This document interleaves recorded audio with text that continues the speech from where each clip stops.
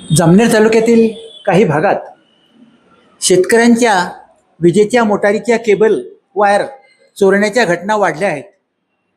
या चोरीच्या घटनेमुळे जामनेर तालुक्यातील शेतकरी चिंताग्रस्त झाला आहे. सर्वाधिक घटना या फत्तेपूर परिसरात घडताना दिसत आहेत. गेल्या काही दिवसात वाकडी, मादणी, लोणी, पिंपळगाव, कमानी, गोदरी परिसरात घडल्याचे तक्रारीवरून लक्षात येत आहे.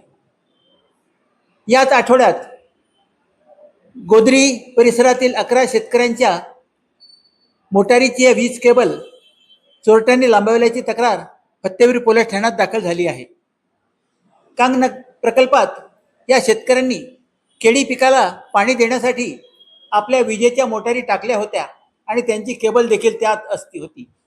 या केबल चोरीच्या घटनेने गोदरी परिसरातील शेतकरी चिंतातूर झाले असून त्यांनी याबाबत फत्तेपूर पोलीस ठाण्यात तक्रार दाखल केली आहे. अशीच तक्रार गेल्या आठवड्यात चिंचखेडे बुद्रुक तालुका जामनेर येथील शेतकऱ्यांनी जामनेर पोलीस ठाण्यात दाखल केली आहे. त्यांच्या मालकीच्या विजेच्या मोटारीच्या केबल देखील चोरीस गेल्या आहेत.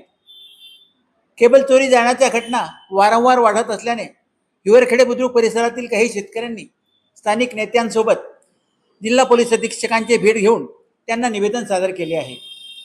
या चोरींमुळे शेतकरी चिंताग्रस्त असून त्यांचे मोठे आर्थिक नुकसान होत आहे.